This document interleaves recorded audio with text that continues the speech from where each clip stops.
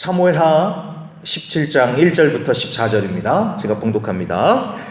아히도벨이 또 압살롬에게 이르되 이제 내가 사람 12,000명을 택하게 하소서. 오늘 밤에 내가 일어나서 다윗의 뒤를 추적하여 그가 곤하고 힘이 빠졌을 때에 기습하여 그를 무섭게 하면 그와 함께 있는 모든 백성이 도망하리니 내가 다윗 왕만 쳐 죽이고 모든 백성이 당신께 돌아오게 하리니 모든 사람이 돌아오기는 왕이 찾는 이 사람에게 달렸습니다. 그리하면 모든 백성이 평안하리이다 하니 압살롬과 이스라엘 장로들이 다 그 말을 옳게 여기더라. 압살롬이 이르되 아렉 사람 후세도 부르라. 우리가 이제 그의 말도 듣자 하니라. 후세가 압살롬에게 이르매 압살롬이 그에게 말하여 이르되 아히도벨이 이러이러하게 말하니 우리가 그 말대로 행하랴. 그렇지 아니하거든 너는 말하라 하니 후세가 압살롬에게 이르되 이번에는 아히도벨이 베푼 계략이 좋지 아니하니이다 하고 또 후세가 말하되 왕도 하시거니와 왕의 아버지와 그의 추종자들은 용사라. 그들은 들에 있는 곰이 새끼를 빼앗긴 것 같이 격분하였고 왕의 부친은 전쟁에 익숙한 사람인즉 백성과 함께 자지 아니하고 지금 그가 어느 굴에나 어느 곳에 숨어 있으리니 혹 무리 중에 몇이 먼저 엎드러지면 그 소문을 듣는 자가 말하기를 압살롬을 따르는 자 가운데서 패함을 당하였다 할지라. 비록 그가 사자 같은 마음을 가진 용사의 아들일지라도 낙심하리니 이는 이스라엘 무리가 왕의 아버지는 영웅이요 그의 추종자들도 용사인 줄 알미니라. 나는 이렇게 계략을 세웠나이다. 온 이스라엘을 단부터 브엘세바까지 바닷가의 많은 모래같이 당신께로 모으고 친히 전장에 나가시고 우리가 그 만날 만한 곳에서 그를 기습하기를 이슬이 땅에 내림같이 우리가 그의 위에 덮여 그와 그 함께 있는 모든 사람을 하나도 남겨두지 아니할 것이요 또 만일 그가 어느 성에 들었으면 온 이스라엘이 밧줄을 가져다가 그 성을 강으로 끌어들여서 그곳에 작은 돌 하나 보이지 아니하게 할 것이니이다 하매 압살롬과 온 이스라엘 사람들이 이르되 아렉 사람 후세의 계략은 아히도벨의 계략보다 낫다 하니 이는 여호와께서 압살롬에게 화를 내리려 하사 아히도벨의 좋은 계략을 물리치라고 명령하셨음이더라. 아멘. 자, 사무엘하 17번째 시간입니다. 계략과 계략의 대결 속 승자라는 제목으로 오늘 사무엘하 17장 전체를 살펴보겠습니다. 자, 오랜만입니다. 오랜만에 사무엘하로 돌아왔습니다. 조금 복습이 필요하겠죠? 자, 다윗의 아들 압살롬이 반역을 일으켰습니다. 그리고는 스스로가 왕이다 라고 칭합니다. 그래서 다윗이 어떻게 할까요? 예루살렘을 떠나서 피난을 갑니다. 자, 그렇게 한쪽에서는 다윗이 피난을 가는 와중에 이쪽 압살롬 진영에서는 한창 회의가 벌어집니다. 다윗이 도망갔고 우리가 예루살렘에 무혈 입성했고 이제는 그 다음엔 우리가 뭘 해야 되느냐, 이제 회의를 하는 겁니다. 자, 그래서 오늘 1절에 보면은 아히도벨이 계략을 하나 내놓는데 그 계략이 얼마나 좋았는지 4절에 보면 압살롬과 이스라엘 장로들이 다 옳게 여겼다고 그렇게 얘기를 합니다. 여러분, 이 아히도벨은 기억을 하실 것입니다. 이스라엘 최고의 지략가입니다. 이스라엘의 최고의 브레인입니다. 이스라엘에서 제일 똑똑한 사람이요, 한마디로 이스라엘의 제갈공명입니다.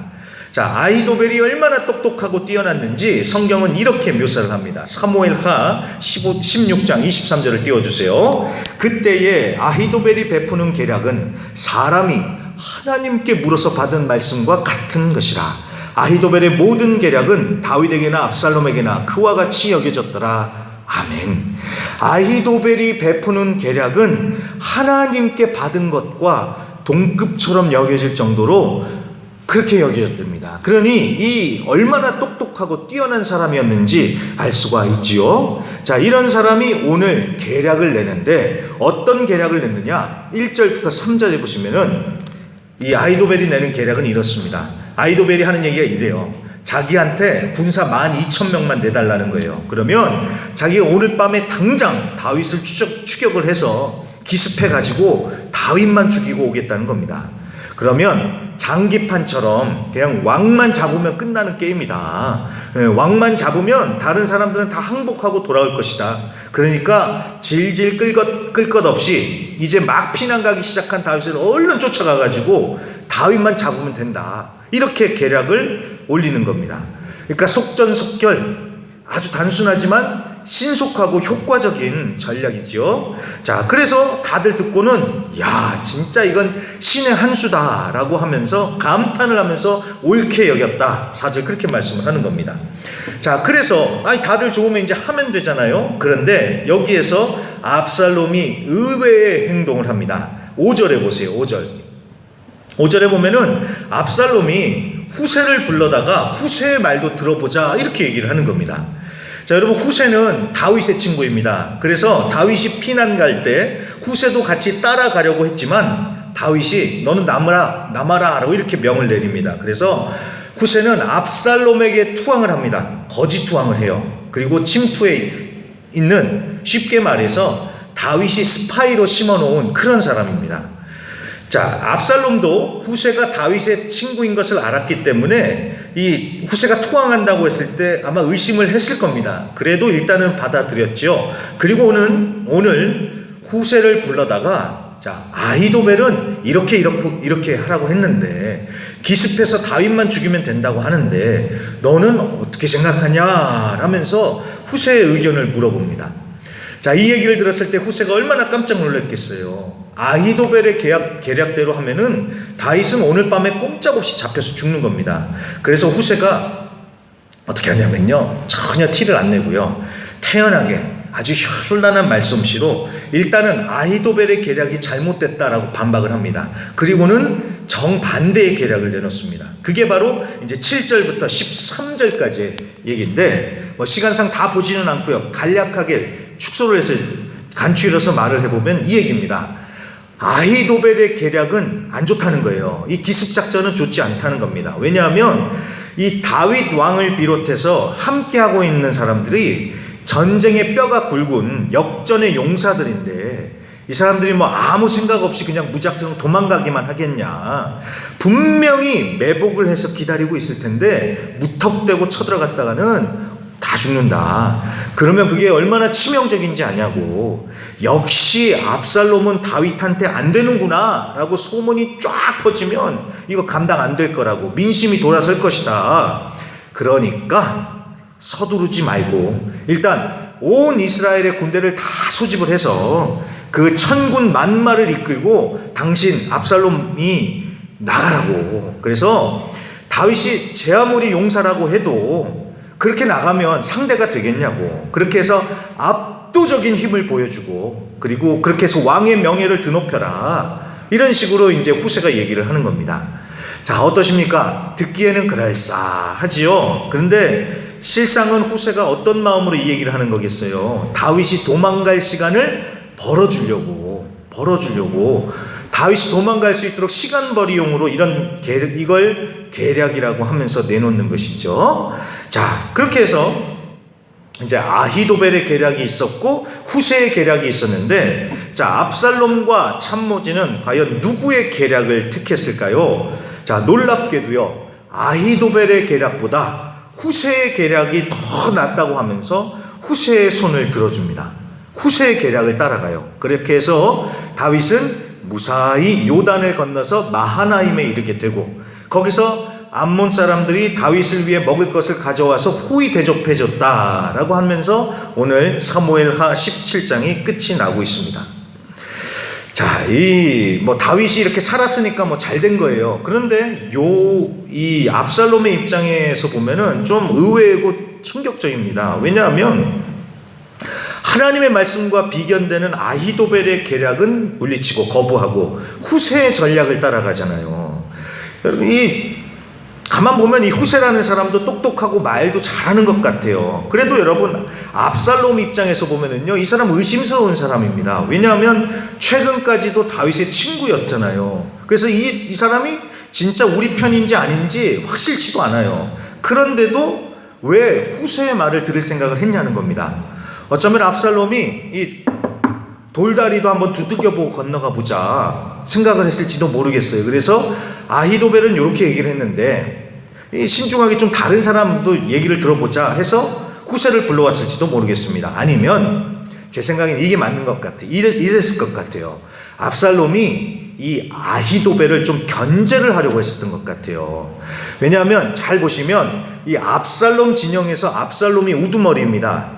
그런데 이 2인자인 아히도벨이 특급 참모잖아요. 얼마나 뛰어나요. 그러니까 점점 거기서 입지가 커지면서 아히도벨이 실세가 되는 것 같은 그런 분위기가 펼쳐졌겠지요. 그러니까 압살롬 입장에서는 그것을 우려해서 견제를 하려고 이 후세를 끌어들였을지도 모르겠습니다. 뭐 정치판이 뭐 다 그러니까요. 그래서 뭐 이런저런 상상을 할 수도 있겠지만 뭐 그거는 어디까지나 뭐 다 추론이고 상상이고요. 추측이고 분명한 사실이 있습니다. 분명한 사실이 있습니다. 성경이 말씀하는 분명한 진리가 사실이 있습니다. 그게 뭐냐면은 이 모든 상황이 다 하나님의 섭리였다라는 사실입니다. 14절을 다시 보세요. 14절 마지막 절을 다시 보시면요. 압살롬과 온 이스라엘 사람들이 이르되 아렉 사람 후세의 계략은 아히도벨의 계략보다 낫다 하니 이는 여기입니다. 이는 여호와께서 압살롬에게 화를 내리려 하사 아히도벨의 좋은 계략을 물리치라고 명령하셨음이더라. 아멘. 하나님께서 명령하셨기 때문에, 하나님이 그렇게 정하셨기 때문에 아히도벨의 계략이 아무리 뛰어나다 하도 좋아도 안 된다라는 거예요. 아히도벨이 아무리 똑똑하게 좋은 계략을 내도 하나님이 아니라고 하셨기 때문에 그건 안 된다라는 것입니다. 잠언 16장 9절 말씀 한번 띄워주세요. 잠언 16장 9절 말씀. 사람이 마음으로 자기의 길을 계획할지라도 그의 걸음을 인도하시는 이는 여호와시니라. 아멘. 사람이 아무리 머리를 써서 계획을 하고 준비를 해도요, 되고 안 되고는 하나님께 달려있다는 것입니다. 여러분, 세상이 정말 그렇지 않습니까? 똑똑하게 열심히만 한다고 해서 세상 일이 되지 않죠. 당연히 열심히 해야 돼요. 똑똑하게 잘해야 됩니다. 하지만 사람도 잘 만나야 되고요, 때가 맞아야 되고 운도 따라줘야 돼요. 뭐 세상 사람들은 그걸 운이라고 하지만 우리는 알죠. 그건 하나님의 섭리요 하나님의 역사하심이라는 걸 우리는 알죠. 그래서 여러분, 똑똑하게 열심히만 하면 된다라는 이 환상, 이 착각을 버려야 됩니다. 자, 그리고 오늘 말씀에서 또 중요한 사실은요, 이 아히도벨의 계획이 실패하도록 다윗이 먼저 기도했다는 사실입니다. 사무엘하 15장 31절에 보면 이런 말씀이 나옵니다. 어떤 사람이 다윗에게 알리되 압살롬과 함께 모반한 자들 가운데 아히도벨이 있나이다 하니 다윗이 이르되 여호와여 원하옵건대 아히도벨의 모략을 어리석게 하옵소서 하니라. 아멘. 자, 다윗이 압살롬이 반역했다는 소식을 듣고도요, 다윗은 그렇게 놀라지 않습니다. 태연하게 대처를 합니다. 그런데 유독 아히도벨이 그쪽 편에 붙었다라는 얘기를 듣고서는 바로 다윗이 하나님께 기도를 이렇게 하는 거예요. 왜 그랬을까요? 그만큼 아히도벨이 두려웠던 겁니다. 그렇기 때문에 다윗은 이 아히도벨의 문제를 가지고 하나님께 나아가서 바로 기도를 했고요, 그 기도에 하나님은 오늘 이렇게 응답을 하셔서 아히도벨의 계략을 이렇게 물리치게 하신 것입니다. 그래서 여러분 잘 보시면요, 결국 누가 이겼습니까? 승자가 누구입니까? 다윗이에요. 다윗이요. 다윗이 이긴 것입니다. 자, 저는 이 부분이 우리가 분명히 해야 될 지점이라는 생각이 들었습니다. 여러분, 다윗은 아히도벨보다도 안 똑똑해요. 아히도벨이 다윗보다 훨씬 더 똑똑합니다. 상황 파악도 잘해요. 그런데 다윗은 기도하는 사람이에요. 기도하는 사람. 자, 누가 이겼습니까? 똑똑한 아히도벨이 아니라 기도하는 다윗이 이기더라는 것입니다. 그렇습니다. 똑똑하고 열심히 하는 사람이 이기는 게 아니라 기도하는 사람이 이긴다라는 사실입니다. 아멘이십니까? 네, 똑똑한 사람이 이기는 게 아니라 기도하는 사람이 이기는 거예요. 자, 그렇다고 해서 기도한다고 해서 뭐 아무것도 안 하고 그냥 가만히 바보같이 아무 생각 없이 그렇게 있는 게 아니지요. 자신이 감당하고 열심히 해야 될 부분들은 열심히 해야죠. 하지만 결정적으로 자신의 부족함, 자신의 연약함을 인정하면서 하나님께 기도하는 겁니다. 기도하는 겁니다. 다윗도 그랬죠. 아들이 반역했다는 얘기를 듣고 멘붕이 왔겠죠. 왜 안 왔겠어요? 아니, 내 사랑하는 아들이 나를 반역해? 자, 마음이 무너졌겠죠. 하지만 이내 다윗은 정신줄 잡고 척척 지시를 내립니다. 그리고 그런 다급한 상황 가운데서도 다윗은 하나님께 기도해요. 왜? 내 힘만으로는 안 되니까. 문제보다 크신 하나님 아니면 안 된다는 걸 아니까 다윗은 하나님께 기도합니다. 그리고 하나님은 그 기도를 들으시고 응답하시고 기도하는 자의 편이 되어주셔서 다윗을 위해서 싸워주시죠. 아니, 하나님이 싸워주시는데 누가 당해낼 수 있겠습니까? 잠언 21장 30절 31절이요. 지혜로도 못하고 명철로도 못하고 모력으로도 여호와를 당하지 못하느니라. 싸울 날을 위하여 마병을 예비하거니와 이김은 여호와께 있느니라. 아멘. 하나님께 승패가 달려있는 겁니다. 그래서 우리도요, 매 순간순간을 정말 열심히 살아야 됩니다. 지혜와 능력과 최선을 다해서 살아야 됩니다. 그런데 하나님께 기도하면서 하나님과 함께 나아가는 자들이 돼야 됩니다. 똑똑한 척 하나님 없이 혼자 나가면요, 이 아이도벨처럼 되는 거예요. 하지만 나는 연약합니다. 나는 부족합니다. 나는 정말 아무것도 아닙니다. 다윗처럼 기도하면서 하나님과 함께 할 때 승리하는 것입니다. 전적으로 하나님을 의지하시고 하나님 함께 해달라고 기도하실 수 있기를 바랍니다. 자, 한 가지만 더 보고요, 우리 말씀을 마치는데요. 자, 이렇게 해서 후세의 계략으로 다윗은 살았습니다. 그런데 거부당한 아이도벨은 어떻게 됐을까요? 자, 23절을 보세요. 사무엘하 17장 23절에 보시면 아히도벨이 자기 계략이 시행되지 못함을 보고 나귀의 안장을 지우고 일어나 고향으로 돌아가 자기 집에 이르러 집을 정리하고 스스로 목매어 죽음에 그의 조상의 묘에 장사되니라. 아멘.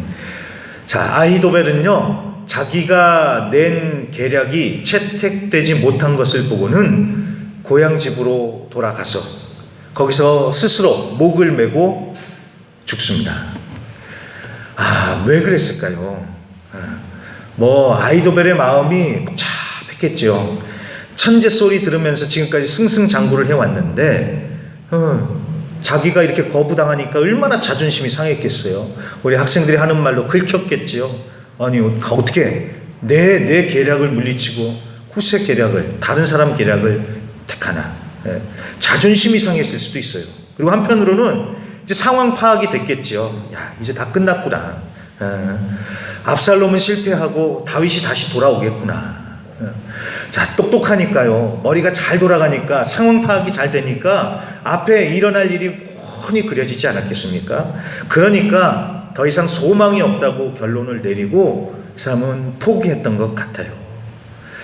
자, 이 장면만 보면은 이 아히도벨은 비운의 천재이구나, 그렇게 똑똑했지만 꿈을 이루지 못한 정말 안타까운 사람이구나 라고 역사 속에서 이렇게 낭만적으로 기록될 수도 있겠지만, 여러분 분명히 기억해 주세요. 이거는요, 교만입니다. 교만. 하나님 보시기에 악한 것입니다. 자, 아히도벨의 마음이 충분히 이해는 됩니다. 그렇지만 여러분, 누구 맘대로 포기를 해요? 그렇죠? 누구 맘대로 결론을 내려요? 인간의 생각으로는 다 끝난 것 같지만, 여러분 하나님 보시기에 이건 끝이 아니죠. 회개하고 하나님께 살려달라고 기도하면 하나님이 살려주시고 다시 일으켜 주시는데, 그렇죠? 그런데 이 똑똑하다고 하는 사람들이 이런 교만에 빠지는 거예요. 똑똑하니까 하나님 없이 자기 생각대로 하는 거예요. 기도 안 해요. 기도 안 해도 자기 생각대로 좀 되는 것 같으니까. 그러다가 안 되면요, 결론도 자기가 내리는 거예요. 다 끝났다. 다 내가 생각하고 내가 하고 내가 결론 내리고 내가 선택하고. 여러분, 이게 바로 교만이라는 것입니다. 하나님 없이 내가 다 해요. 왜 그럴까요? 똑똑하다고 착각하니까요. 그러다가 망하는 것이고 다시 일어설 기회를 놓치는 겁니다. 나가 아닌 하나님을 의지하고 하나님을 붙들어야지 승리하고, 넘어져도 다시 일어나는 겁니다. 오늘 아히도벨이 보여주는 치명적인 실수가 바로 그것입니다. 이 사람은 똑똑하니까요, 교만해요. 하나님을 의지하지 않습니다. 하나님께 기도하지 않습니다. 그러니 이렇게 자기가 결론을 내버리고 그렇게 생을 마감하는 참 안타까운 그런 결말을 맞이하게 되는 겁니다. 근데 그게 아니라 나의 연약함을 인정하고, 주여 내가 정말 하나님의 뜻과는 좀 반대되는 길로 갔습니다. 그리고 나도 실패했습니다. 이걸 인정하고 하나님께 기도했다면요, 하나님께서 다시 일으켜 주시죠. 다시 할 수 있도록 해주시지. 왜 안 그러겠습니까? 자, 이번에 선교사 수련회도 있었습니다. 한국에서 선교사 수련회 때 한 강사님이요, 사역자들의 우울증이라는 그런 주제로 얘기를 하시면서 그 조용기 목사님의 설교 영상 중에 한 부분을 딱 이렇게 틀어주셨는데, 모든 선교사님들이 굉장히 큰 위로를 받고 힘이 됐습니다. 자, 무슨 내용이냐면요. 열왕기상 19장에 보면은 엘리야 선지자가 얼마나 낙심을 했는지 그런 상황이 나옵니다. 엘리야 선지자가 로뎀나무 아래 앉아가지고 그냥 죽기만을 바라는 정말 절망한, 정말 우울증에 빠져있는 그런 모습을 보여줍니다. 자, 그 모습을 보면서 조용기 목사님은요, 처음에는 이해가 안 됐대요. 아니, 엘리야 같은 선지자가 어떻게 이렇게 연약해져서 절망에 처할 수 있느냐, 하나님의 종이 어떻게 그럴 수가 있느냐, 이해가 안 되더래요. 그럴 수 있어요. 여러분, 조용기 목사님이 얼마나 뛰어나고 똑똑하고 능력도 많은지 다들 우리는 알잖아요. 초창기 천막교회 때는 힘드셨지만 그 다음부터는 정말 승승장구하면서 부흥을 하셨죠. 그러니까 이해가 안 되셨겠죠. 자, 그런데 엘리야의 마음이 이해가 되는 때가 왔대요. 그게 언제냐면은 여의도 순복음교회를 지을 때요. 여의도 순복음교회를 이제 건축을 시작을 했는데 1차 오일 쇼크가 와가지고요, 은행도 닫고 직장인들도 잘리고 돈도 못 구하고 건축회사에서는 돈 내놓으라고 난리고, 일꾼들도 조용기 목사님만 보면 돈 내놓으라고 벽돌 들고 막 쫓아오고요. 그래서 무서워가지고 조용기 목사님이 여의도에서 저기 마포까지 뛰어서 도망갔다고 그랬답니다. 그리고 집에 들어가면요, 자식들이 밥 못 먹었다고 밥 달라고 아빠 밥 달라고 하는데, 야, 좀만 기다려봐라, 내가 어떻게 쓰든지 쌀이랑 돈이랑 올 테니까 내일까지만 기다려라, 내일까지만 좀 참아줘라 해도 뭐 애들이 배고픈데 뭘 기다리겠어요. 밥 줘. 그러니까 종희 목사님이요, 애들을 그 자리에서 때리셨대요. 와, 충격이죠. 이게 사람이 스트레스를 받으니까요, 뭐 목사고 뭐고 간에 그냥 막 손이 나가버린 거예요. 그걸 보고 옆에서 그 사모님은 왜 애 때리냐고, 나 못 때리니까 애들 패냐고 하면서 또 애들 데리고 친정으로 싹 도망을 가버렸다고 합니다. 그렇게 조용기 목사님이 혼자 방 안에 덩그러니 남겨졌는데 정말 살림이 없었대요. 그래서 죽어야겠다고 싶어가지고, 그때 아파트 7층에 사셨다는데 그냥 거기서 뛰어내려야겠다라는 생각만 했대요. 그러면서 머릿속에 드는 생각이, 죽음이 너무나도 아름답구나, 죽으면 편하게 될 것이다, 죽는 것만이 답이다, 정말 이런 마음이 들었대요. 그러니 얼마나 힘들었겠어요. 자, 그런데 그때 갑자기 벌떼 같은 소리가 귀에 들려오더랍니다. 야, 죽을 만한 용기가 있거든, 그 용기로 살아봐라. 안 뛰어내려도 너는 죽을 거니까, 죽는 것은 언제나 죽을 수 있는데 사는 것은 한 번밖에 못 산다, 그러니까 살아봐라, 이런 소리가 들리더랍니다. 하나님의 음성인 것이죠. 정신이 번쩍 들어가지고요, 하나님께 부르짖으면서 기도했대요. 하나님, 나는 살지도 못하고 이제 죽지도 못하니 나 어떻게 합니까? 기도했더니요, 성령님께서 말씀하시더래요. 야, 너 니네 집사람한테 가서 빨리 먼저 회개부터 해라. 그렇게 말씀을 하시더랍니다. 그래서 순종해서 당장에 처갓집으로 달려가서 부인이랑 애들한테 미안하다고 싹싹 빌면서 다시 화해를 했더니, 그 다음부터 이제 하나님이 풀어가시면서 이제 마침내 교회를 완공했다고 하죠. 여러분, 조용기 목사님 같이 똑똑한 분도요, 뛰어난 분도 그렇게까지 무너질 수가 있는 거예요. 이게 사람이 그런 거예요. 그렇다고 포기하는 것은 교만이죠. 내가 못했다고 해서 하나님도 못하겠습니까? 내가 끝났다고 해서 하나님도 끝이겠습니까? 그건 하나님을 무시하는 처사죠. 내가 똑똑하고 능력 있다라는 이 착각을 내려놓고, 아니, 나는 약합니다, 나는 부족합니다, 나는 아무것도 아닙니다 고백하면서 하나님을 붙들 때 하나님의 역사가 일어나기 시작한다는 사실입니다. 그리고 다시 일어난다는 사실입니다.